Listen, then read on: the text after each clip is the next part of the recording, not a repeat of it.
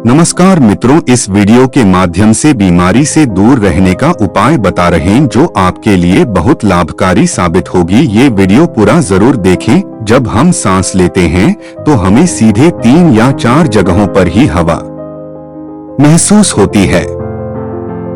गला, हृदय, फेफड़े और पेट में मस्तिष्क में प्रवेश कर चुकी हवा को हम नहीं जानते। कान और आंख में प्रवेश करने वाली हवा का भी शायद ही पता चलता है। स्वतंत्र प्रणाली से गुजरने वाली हवा कई तरह से विभाजित होती है, जो अलग अलग इलाकों में जाती है और अपना काम करके वापस बाहर आ जाती है। यह सब इतनी तेजी से होता है कि हमें पता ही नहीं चलता कि ऑक्सीजन अंदर गई और कार्बन डाइऑक्साइड बाहर निकल गई। यह क्या सही कर रहा है और क्या गलत कर रहा है, इसके बारे में हमें बहुत कम जानकारी है। अगर आप गहरी सांस लेते हैं तो तेज बहाव से शरीर के जीवाणु नष्ट होने लगते हैं, कोशिकाओं की रोगों से लड़ने की क्षमता बढ़ जाती है, अस्थि मज्जा में नया रक्त बनने लगता है, आंतों में जमा मल बाहर निकलने लगता है, मस्तिष्क की जागरूकता लौटती है जो स्मृति में सुधार करती है, न्यूरॉन की सक्रियण क्षमता को पुनर्जीवित करता है, सोचने और समझने के लिए हवा से फेफड़ों में लौटता है विश्वास। सोचिए, जब जंगल में हवा का झोंका चलता है तो जंगल का रोम रोम जाग उठता है। कपाल भारती का एक ही झोंका और भस्त्रिका प्राणायाम हवा के कई झोंकों की तरह बहुत कम लोगों में क्षमता होती है। लगातार अभ्यास तूफान को जन्म देता है। 10 मिनट का तूफान आपके पूरे जीवन के साथ साथ आपके शरीर और दिमाग को भी बदल देगा। आजकल ज्यादातर लोगों की सांसें उखड़ जाती हैं और उथल पुथल से भरी रहती हैं या तेज चलती हैं। वे नहीं जानते कि तेजी से कैसे चलते रहें। जब क्रोध का भाव उठे तो सांस बदल जाती है, सेक्स का भाव आने पर भी सांस बदल जाती है। हर विचार और भावना के साथ हमारी सांस बदल जाती है, लेकिन यह हमारे खानपान और जीवन शैली के साथ भी बदल जाती है। दरअसल हमारी सांसों का मन और शरीर की स्थिति से गहरा संबंध है। पूरा योग विज्ञान सांस लेने के सही तरीके पर आधारित है। हमारा जीवन आज की इस प्राचीन योग कथा के माध्यम से हम विस्तार से जानेंगे कि सांस को सही तरीके से कैसे लिया जाता है और सांस के जादुई रहस्य के बारे में विस्तार से जानेंगे। कभी एक ऋषि अपने आश्रम में अपने छात्रों को योग, ध्यान और प्राणायाम सिखाते थे। ऋषि स्वयं एक योगी हैं। उन्होंने अपने कई साल हिमालय की गुफाओं में साधना करते हुए बिताए, जहां उन्होंने कई सूक्ष्म मानवीय आयामों को गहराई से समझा और अब वे अपने अनुभव और ज्ञान का प्रसार करना चाहते थे। अपने छात्रों के माध्यम से जनता को ज्ञान। एक दिन रात के खाने के बाद उनके आश्रम का सबसे बुद्धिमान और होनहार छात्र उनके पास आता है। छात्र का चेहरा देखकर शिक्षक समझ गए कि उनके मन में कुछ सवाल उठ रहे हैं। जैसे ही शिक्षक पास आए, छात्र ने उन्हें प्रणाम किया और कहा, शिक्षक, मैं आपसे कुछ प्रश्न पूछना चाहता हूँ। शिक्षक मुस्कुराए और कहा कि मुझे पता है कि मुझे यह सिर्फ आपके चेहरे को देखकर पता चला है। छात्र ने कहा कि आप अक्सर कहते हैं कि योग, ध्यान और प्राणायाम की नींव हमारी सांस है, और जैसे ही हम अपनी सांस को नियंत्रित करते हैं, हम अपने मन और विचारों को भी नियंत्रित करते हैं। तो आज मैं आपके पास सांस के रहस्य और इसके योग विज्ञान के बारे में जानने आया हूँ। विस्तार से यह सुनकर गुरुदेव ने हल्की सी मुस्कान दी और फिर कहने लगे कि जैसा हमारा मन होता है वैसी ही हमारी सांसों की गति होती है, या जैसी हमारी श्वास वैसी हमारी मनोवृत्ति, अर्थात सब कुछ हमारी श्वास से जुड़ा है। हमारे भीतर क्या होता है और हमारे बाहर क्या होता है, हमारे जीवन में जो कुछ भी घटित होता है उसका हमारी श्वास से गहरा संबंध होता है। अर्थात श्वास की गति को नियंत्रित करके हम अपने मन और विचारों को नियंत्रित करें। यदि आप एक सच्चे योगी या साधक को ध्यान से देखें तो आप उसके चेहरे पर शांति देखेंगे। एक सच्चा योगी बुरी से बुरी स्थिति में भी खुद को शांत और स्थिर रख पाएगा। योगी अपनी भावनाओं को दबाता नहीं है, बल्कि वह अपनी सांसों पर नियंत्रण पा लेता है और सांसों को नियंत्रित करके अपने मन पर नियंत्रण कर लेता है। और जिस व्यक्ति का मन उसके वश में होता है, उसकी सभी समस्याओं का समाधान उसी के पास होता है।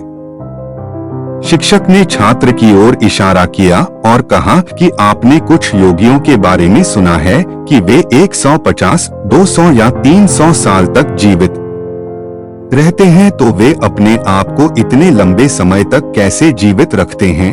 वास्तव में उनका अपनी सांस पर नियंत्रण होता है, जिसे प्राण ऊर्जा भी कहा जाता है। कितना लेना है और कितना छोड़ना है, यह हमारे चारों ओर है। एक योगी यह अच्छी तरह जानता है कि वह इस काम में काफी हद तक श्रेष्ठ है, इसलिए वह अपनी जीवन ऊर्जा का उपयोग अपनी आवश्यकता के अनुसार कर सकता है। और यदि आप अपने शरीर को स्वस्थ रखना चाहते हैं, सामान्य से अधिक शक्ति चाहते हैं, तो आप एक तेज दिमाग चाहते हैं, इसलिए आपको अपनी सांसों को समझना होगा, आपको उन्हें नियंत्रित करना होगा, और एक बार जब आप उन्हें नियंत्रित कर लेंगे तो आपके जीवन में सब कुछ ठीक हो जाएगा। दरअसल डर, चिंता और चिंता जैसी कोई चीज नहीं है। यह सिर्फ हमारे मन और भावनाओं का एक उत्पाद है, और केवल एक चीज हमारे मन और भावनाओं को नियंत्रित कर सकती है, और वह है हमारी सांस। हमारे भीतर का गुस्सा, चिंता, ईर्ष्या, खुशी, गर्व और बदले की भावना, यह सब हमारी सांसों के अनुसार चलती है। अगर हमारे पास नियंत्रण है हमारी सांसों पर, यह सारा विकार हमारे नियंत्रण में हो जाता है। अगर आप किसी बच्चे को डोट सोते हुए देखते हैं, तो आपको जरूर ऐसा महसूस हुआ होगा कि जब वह बच्चा सांस लेता है तो उसका पेट फैलता है, और जब वह सांस छोड़ता है तो उसका पेट फूल जाता है। इसका मतलब है कि बच्चा अपने पेट या नाभि से सांस लेता है, जो सांस लेने का सबसे स्वाभाविक और सही तरीका है, क्योंकि उसकी गहरी और लंबी सांस लेने से बच्चे का दिमाग उत्साहित रहता है और प्रकाश उसका शरीर ज्यादा स्वाभाविक तरीके से काम करता है। अगर किसी गलती के लिए उसे डांट या मार पड़ती है, तो वह उसे भी कुछ समय बाद भूल जाता है और अपने खेल में मशगूल हो जाता है। बच्चा इतना सरल हो पाता है क्योंकि उसकी श्वास स्वाभाविक होती है, यानी नाभि के माध्यम से बच्चे के शरीर को विकास की आवश्यकता होती है, और उसे विकास के लिए अधिक ऊर्जा की आवश्यकता होती है, और अधिक ऊर्जा के लिए उसे लंबी सांस लेने की आवश्यकता होती है। इसलिए प्रकृति ने उसे लंबी सांसें दी हैं। हालांकि यह लंबी सांस हर आदमी को दी जाती है, लेकिन मनुष्य ने अपने जीवन में कुछ अप्राकृतिक परिवर्तन किए हैं और अपनी श्वास को छोटा करके वह पेट के बदले छाती से श्वास लेता है। हम जितनी कम सांसें लेते हैं, हम उतनी ही चिंता और बकवास से भर जाते हैं कि हमारी सांसें कितनी लंबी और गहरी होंगी, हम उतने ही खुश और मस्त रहेंगे। एक व्यक्ति 1 मिनट में 14 से 15 बार सांस लेता है। सांस का सीधा संबंध हमारे मन की स्थिति और हमारे शरीर के कंपन से होता है।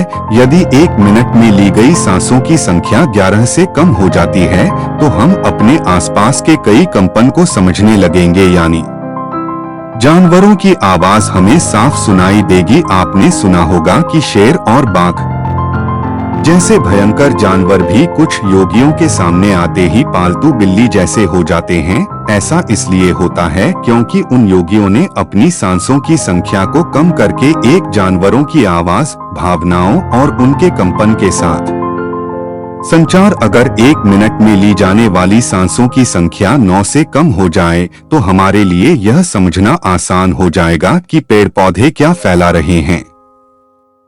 अगर हमारी सांसें 6 से कम हैं, तो निर्जीव चीजें कैसे काम करती हैं? हमारे लिए निर्जीव वस्तुओं के कंपन और उनसे जुड़ी आवाजों को समझना आसान हो जाता है। दूसरे शब्दों में ब्रह्मांड की प्रकृति को समझा जा सकता है, और इस स्तर पर पहुंचकर कई योगी और संत ब्रह्मांड में होने वाली घटनाओं के बारे में भविष्यवाणियां करते हैं। हमारा शरीर जितना स्थिर होगा, हम उतनी ही कम सांस लेंगे। अपनी सांस को नियंत्रित करके बहुत कुछ किया जा सकता है जो सामान्य मानव जीवन से परे है। योगिक परंपरा में यह भी कहा जाता है कि घंटों तक सांस रोककर व्यक्ति मानव जीवन के नए आयाम का अनुभव कर सकता है। इलाज अपने मन को वश में करके ही इनका निवारण किया जा सकता है। अपनी श्वासों को वश में करके मनुष्य ऐसी मनस्थिति में पहुंच सकता है जहां जीवन के उतार चढ़ाव उसे परेशान न कर सके। कुछ लोग इन बातों को केवल एक कहानी समझ सकते हैं, क्योंकि आमतौर पर लोग ऐसा नहीं करते और जिन बातों पर वे विश्वास नहीं करते हैं उन्हें अंधविश्वास के रूप में खारिज कर देते हैं। लेकिन जो लोग पुरानी योगी परंपराओं का पालन करते हैं वे दावा करते हैं कि स्वामी राम उनमें से एक हैं। स्वामी राम हिमालय की गुफाओं में रहते थे। उन्होंने बचपन से ही योग के रहस्यों का अभ्यास किया था। एक अमेरिकन रिसर्च लेबोरेटरी ने अपनी सांसों को नियंत्रित कर अपने दिमाग और दिल पर इतना नियंत्रण हासिल कर लिया था कि वह जब और जब चाहे अपनी सांसों, दिमाग की तरंगों, दिल की धड़कनों और शरीर में खून के बहाव को रोक सकता था। प्रयोगशाला में स्वामी राम के शरीर पर शोध किया और उन्हें मृत घोषित कर दिया, लेकिन इस अवस्था में भी स्वामी राम सब कुछ महसूस और सुन सकते थे। यह देखकर शोधकर्ताओं की टीम दंग रह गई। साथ ही स्वामी राम अपने शरीर में ट्यूमर की वृद्धि को अपनी इच्छा के अनुसार बढ़ा या घटा सकते थे।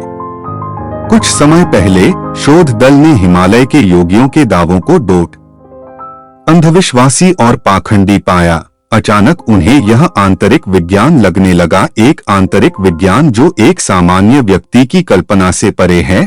ध्यान से सांस लेना एक प्राचीन योग तकनीक है। एक योगी जिसने श्वास पर नियंत्रण कर लिया, वह जब चाहे अपनी श्वास को रोक सकता है। स्वामी राम के अनुसार यदि आप अपनी श्वास को समझ लें, फिर आपके शरीर में होने वाले रोग जिनका इलाज आज का चिकित्सा विज्ञान भी नहीं कर पाता, उन्हें सांस के द्वारा ठीक किया जा सकता है। शिक्षक ने आगे कहा कि जब समस्याएं विचलित करती हैं, तो मन भी अस्थिर हो जाता है, लेकिन जब श्वास पूरी तरह शांत हो जाती है तो मन भी स्थिर हो जाता है और योगी दीर्घायु प्राप्त करते हैं। इसलिए हमें अपनी सांस को नियंत्रित करना सीखना चाहिए। गुरु ने शिष्य की आंखों में देखा और कहा कि आपको क्या लगता है कि आप जितनी गहराई में ले जाते हैं उतनी ही बाहर निकालते हैं?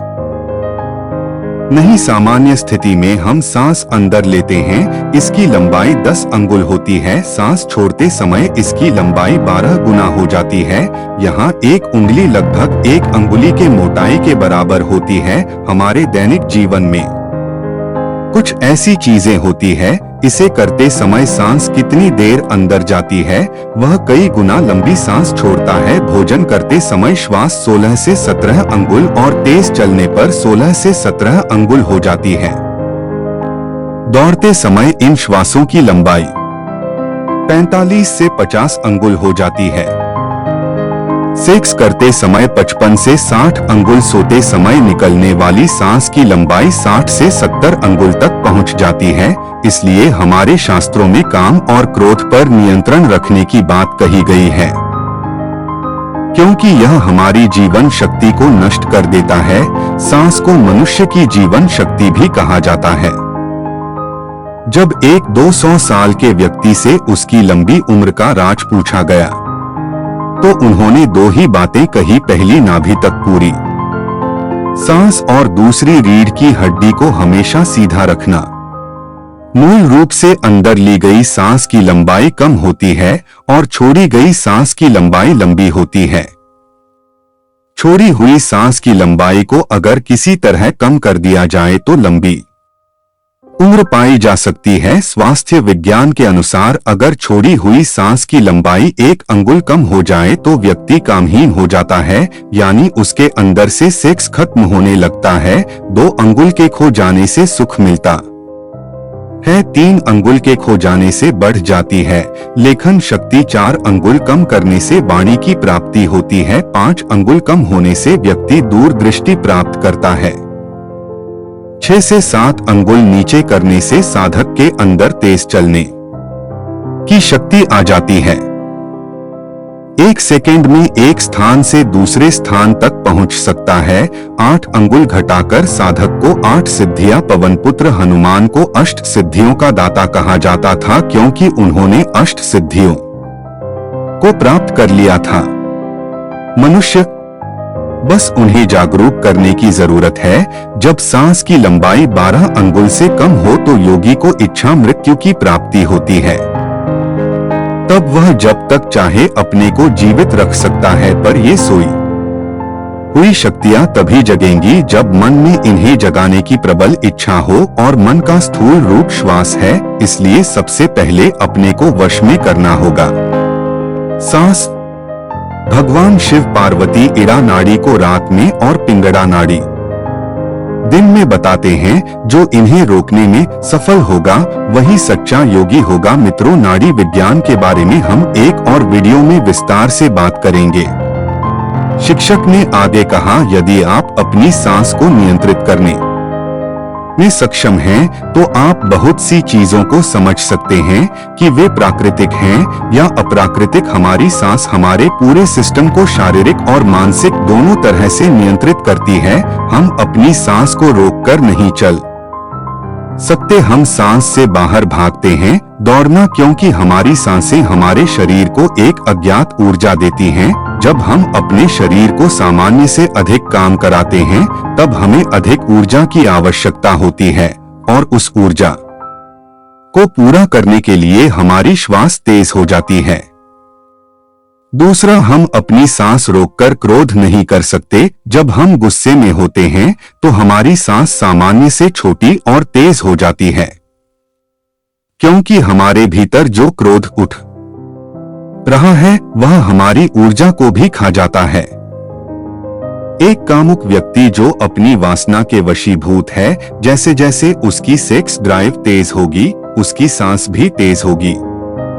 यानी कोई भी व्यक्ति अपनी सांस को धीमा करके सेक्स में नहीं जा सकता। कामसूत्र लिखने वाले या सेक्स को समझने वाले योगियों ने सीखा कि सेक्स को कैसे नियंत्रित किया जाए या कोई ब्रह्मचर्य में कैसे उतर सकता है। तो वास्तव में हमारी सांस की गहराई और गति के साथ हमारी पूरी शारीरिक और मानसिक प्रणाली प्रभावित होता है, जिनमें से कुछ को हम बाहरी रूप से देख सकते हैं, जैसे मनुष्य का खुश होना, क्रोधित होना या दौड़ते समय उसकी सांस की तकलीफ। सांस को नियंत्रित करने के बाद हमारे आंतरिक विचार भी प्रभावित होते हैं।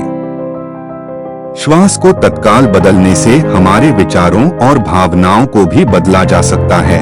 ऐसा कहना सिखाता है, रख कुछ देर के लिए चुप हो गया, फिर उन्होंने कहना शुरू किया। मनुष्य के भीतर की सारी प्रतिभाएं उसके पावर पॉइंट्स यानी उसके पास मौजूद 7 चक्रों में छिपी होती हैं। अगर कोई आपकी सोच से ज्यादा बुद्धिमान लगता है तो यह उसके चक्रों का प्रभाव है, यानी उसका खास चक्र सामान्य से ज्यादा सक्रिय है व्यक्ति। इसी तरह छठवीं इंद्रिय का सक्रिय होना यानी भविष्य में होने वाली घटनाओं का पूर्व ज्ञान होना। इस संभावना का संबंध मनुष्य के आज्ञा चक्र यानी उसके तीसरे नेत्र से है। लेकिन ये 7 चक्र किसी व्यक्ति में कभी भी पूरी तरह से जागृत नहीं होते हैं। किसी में अधिक, किसी में कम में मात्रा का ही अंतर है। वास्तव में मनुष्य की सबसे बड़ी भूल यह है कि वह अपने मन को सीधे वश में करने का प्रयास करता है, जो संभव नहीं है। उसे पहले अपनी श्वास को वश में करने का प्रयास करना चाहिए। मन अपने आप वश में हो जाएगा। हम मनुष्य अपनी 5 इंद्रियों कान, नाक, आंख, जीभ और त्वचा के माध्यम से इस जीवन को महसूस करते हैं, लेकिन ऐसे कई सूक्ष्म रहस्य और आयाम हैं जिन्हें हमारी 5 इंद्रियां नहीं पकड़ सकती। उदाहरण के लिए सूक्ष्म कंपन और गंध, जिसे एक कुत्ता पकड़ सकता है और महसूस कर सकता है। एक बिल्ली किसी भी अनहोनी को सबसे पहले भांप लेती है और रोने लगती है। एक गिद्ध जो जमीन पर छोटे से छोटे जीव को भी बहुत ऊंचाई से देखता है, और साथ ही बंदर और कई ऐसे पक्षी जो किसी भी प्राकृतिक आपदा जैसे भूकंप, ग्रहण, तूफान आदि को महसूस कर सकते हैं आने से पहले और घटना होने से पहले ही वे सुरक्षित स्थान देखकर छिप जाते हैं।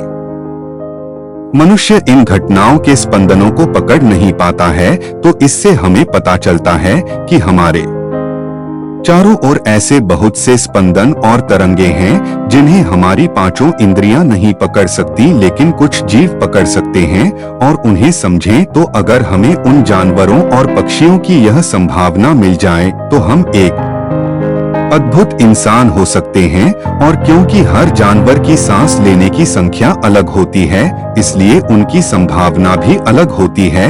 यदि हम भी अपने भीतर ऐसे अलौकिक गुणों को चाहते हैं तो अभ्यास द्वारा हमें अपने श्वासों की संख्या को कम करना होगा और हमें इसे उसी स्तर पर ले जाना है जहां हम इन कंपन को महसूस कर सकें। एक कुत्ता जो 1 मिनट में 27 से 28 सांसें लेता है 10 से 12 साल तक जीता है। इंसान 1 मिनट में 14 से 15 सांस लेता है और जो 80 से 100 साल तक जिंदा रह सकता है, लेकिन कछुआ जो 1 मिनट में सिर्फ 5 से 6 बार सांस लेता है वो 500 से 600 साल तक जिंदा रह सकता है।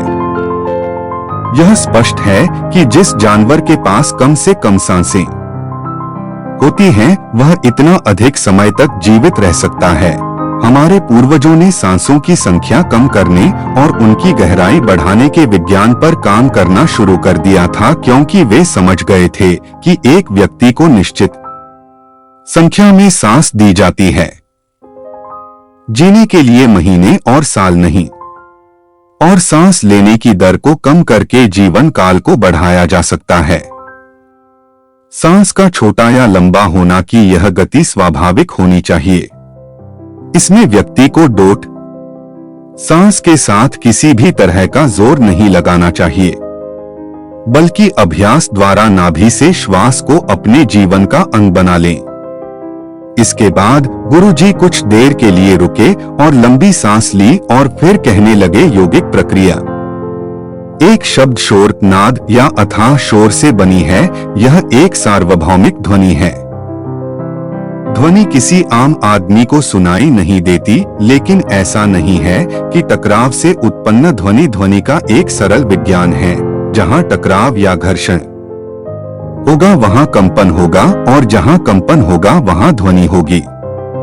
और टकराने से उत्पन्न ध्वनि हमारे इंद्रिय अर्थात कान सुन सकते हैं, लेकिन कुछ सूक्ष्म इंद्रियां हमारे शरीर के अंदर भी निवास करती हैं, जो अक्सर निष्क्रिय या शांत रहना पसंद करती हैं। लेकिन अगर हम इन इंद्रियों को सक्रिय करते हैं तो यह नाद की आवाज सुन सकती है। ऐसा एक सार्वभौमिक है ध्वनि जो घर्षण और टक्कर से उत्पन्न नहीं होती है। यह ध्वनि हमारे बाहर भी है और हमारे भीतर भी, लेकिन जो व्यक्ति मानसिक स्थिति के उस स्तर तक नहीं पहुंचा है, उसके लिए यह ध्वनि केवल एक कल्पना हो सकती है। लेकिन यदि आप चाहें तो इसे सही अभ्यास के माध्यम से सुन सकते हैं। छात्र ने कहा, लेकिन वह अभ्यास क्या है? मास्टर जी ने कहा कि सबसे पहले आपको रोज कुछ समय अकेले में बैठकर अपनी सांसों पर ध्यान देना है। देखिए कि सांस छाती से आ रही है या पेट से सांस आ रही है, तो पेट से लेने की कोशिश करें, यानी जब आप पेट में सांस फूल जाती है और जाते ही पेट पच जाता है। धीरे धीरे समय के साथ आपकी सांस का केंद्र आपकी नाभि से होकर गुजरेगा और नीचे चला जाएगा, यानी अब आपकी सांस आपकी नाभि के अंदर से आ रही है। लेकिन जिस दिन बिना ध्यान और अभ्यास के आपकी सांस स्वाभाविक रूप से नाभि के नीचे से दिन रात चलने लगेगी, उसी दिन से आपको नाद की ध्वनि सुनाई देने लगेगी। लेकिन ध्यान रहे, इस स्थिति को प्राप्त करना इतना आसान नहीं है। बहुत दृढ़ संकल्प और अभ्यास की आवश्यकता होती है। दोस्तों, चिंता, भय, तनाव और आदत के कारण जब हम छोटी उथली सांसें लेते हैं तो हवा हमारे ऊपरी फेफड़ों तक ही सीमित हो जाती है, जिससे हमारे शरीर में कम ऑक्सीजन पहुंचती है और कार्बन डाइऑक्साइड बनने लगती है। शरीर अम्लीय हो जाता है, जिससे हमारी रोग प्रतिरोधक क्षमता कम हो जाती है, हमारी दृष्टि कमजोर होने लगती है, हमारा बौद्धिक और शारीरिक अक्षमताएं कमजोर होने लगती हैं और हमारा शरीर धीरे धीरे बीमारियों की चपेट में आने लगता है। लेकिन जब हम गहरी और लंबी सांसें लेने का अभ्यास करते हैं तो इससे और भी ज्यादा हवा हमारे फेफड़ों के निचले हिस्से तक पहुंच पाती है और न केवल हमारे शरीर को अधिक ऑक्सीजन मिलती है, बल्कि हमारे निचले फेफड़ों की गंदगी भी बाहर निकलने लगती है। हमारे शरीर में कुछ प्रकार की गंदगी जमा हो जाती है जिसे मल, मूत्र या पानी से नहीं निकाला जा सकता है, केवल हवा द्वारा ही बाहर निकाला जा सकता है। गहरी सांस लेने से हमारा डर, तनाव और चिंता भी दूर हो जाती है और हम खुश रहने लगते हैं। गहरी सांस लेने से कई मानसिक और शारीरिक फायदे होते हैं।